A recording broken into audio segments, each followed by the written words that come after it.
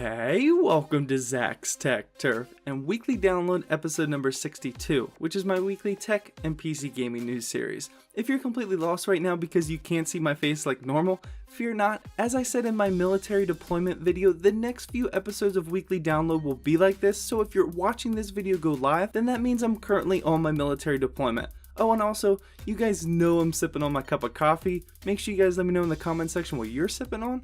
Let's get into it. The OPC is the official gaming chair of Zach's Tech Turf and Weekly Download, and it's one of the best gaming chair options for those of us on a budget. Go check out my full review video by clicking the link in the description, and don't forget to use discount code ZTT or my link to save yourself 10 bucks. Alright, so I can't start off the tech news this week with anything other than these GTX 1070 Ti rumors that are floating around. I don't think we've ever seen a 70 series Nvidia card get a Ti version, but apparently a photo from a web forum in China is floating around that shows someone taking a picture of their computer specs and it says GTX 1070 Ti Strix 08G. Now this very well could be photoshopped, and I would probably guess that it is, except for the fact that if Nvidia did release a 1070 Ti with performance right in between a 1070 and 1080, that could seriously put them over the edge compared to AMD's Vega. We already know that the Vega 56 GPU is competing against the 1070 if and only if it's priced at MSRP, mind you, and that the Vega 64 is a little bit slower than the 1080. A new Nvidia card right in between these would probably be an AMD kill shot, so you never know.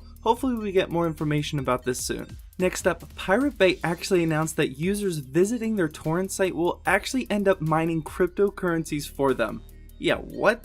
Okay, let me try to explain this. In an effort to make money elsewhere and completely ditch their advertisements, if you have a web page open to the Pirate Bay, they have installed software on that page that forces your CPU to run at about 20 to 30% and mine cryptocurrencies for them. This obviously has some people raging, but there's actually a decent amount of people who still think that this is a good idea. Pirate Bay has blatantly announced that you can kill this entire operation by having an ad blocker installed, and if they end up making enough money to run the site, then they will completely remove all their ads. It's honestly a pretty bold move, but I don't know. Do you guys think that this is a good idea? Do you think that websites will start to do this kind of thing in the future? Let me know in the comment section down below. I would love to hear your opinions. CCleaner announced that their super popular computer software was hacked this week, and you should definitely be aware of this if you're using the software, but only if you're using the 32-bit version. Apparently hackers discovered a backdoor, basically a vulnerability to get into people's systems through CCleaner, and the hackers made away with some of your computer information, but it doesn't really seem like it's that important of information, certainly not like the Equifax hack. Right now they are reporting that they stole info such as your computer software installed, IP addresses, network adapter info, etc. It honestly doesn't sound like that big of a deal, at least not yet, but if you are using the 32-bit software, make sure you're always up to date with the latest patch, which goes for about anything you install these days. Zotac is at it again with creating pre-built tiny gaming PCs, but this time they've created something that truly looks exceptional. As you can see in the picture here, that is one tiny PC. It's called the Magnus EK or Magnus ER, and these systems are rocking either a GTX 1070 or 1080, which is very impressive for the size. The cheaper model, the EK, is packing an i5 7300 HQ processor, 8GB of RAM, a 120GB M.2 SATA SSD, 1TB HDD, and a GTX 1070. Zotac hasn't announced exactly when they will be released or what the price will be, but if priced right, this is a pretty neat little idea. To start off the PC gaming news, if you're a Call of Duty hater, feel free to skip ahead, but for you suckers out there that buy the game every year like myself, you'll be happy to hear that the World War II beta goes live on PC on September 29th, which is only a few days away. You also don't need to pre-order the game, and it's completely open for anyone to join, which is awesome. They didn't say what content will be available to use, and just said that they are testing out their online backend infrastructure at scale.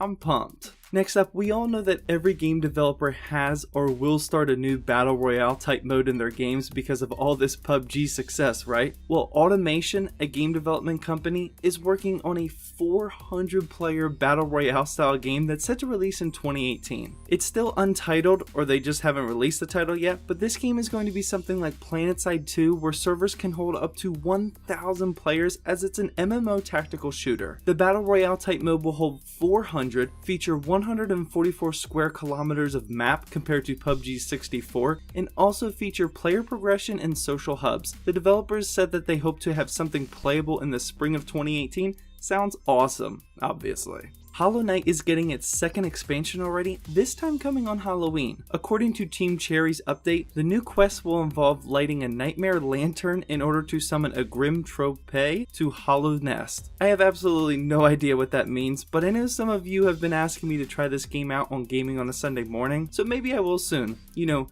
after all these new baller games come out this holiday season. For Honor is getting another big update, and this time Ubisoft is adding a 4v4 multiplayer capture the flag type mode. The mode is called Tribute, and the 3 flags are actually shrines, and each of them have an offering that will grant a team buff as long as your team is holding it. I actually just reviewed the state of the game on my Gaming on a Sunday Morning series this week, but I know that some of you have lost all hope for this game. If you have, then sorry for wasting your time, but if you're interested, I would check out that video because quite a lot has changed in the game. And to wrap up the PC gaming news this week, do you guys remember Battleborn? Well, you should, because it's not that old of a game, but the developers announced this week that after their upcoming fall update, no further development will happen. I actually tried out Battleborn on my Gaming on a Sunday Morning series as well, and like I said in the video, it just didn't really hit home for me, and it's trying to compete in a very saturated market right now. They did say that you'll be able to keep playing the game as it goes into its quote maintenance mode, but no further content will be created. Well, that wraps up Weekly Download episode number 62. Make sure you guys let me know in the comment section what your favorite tech or PC gaming news was this week, or if I missed anything.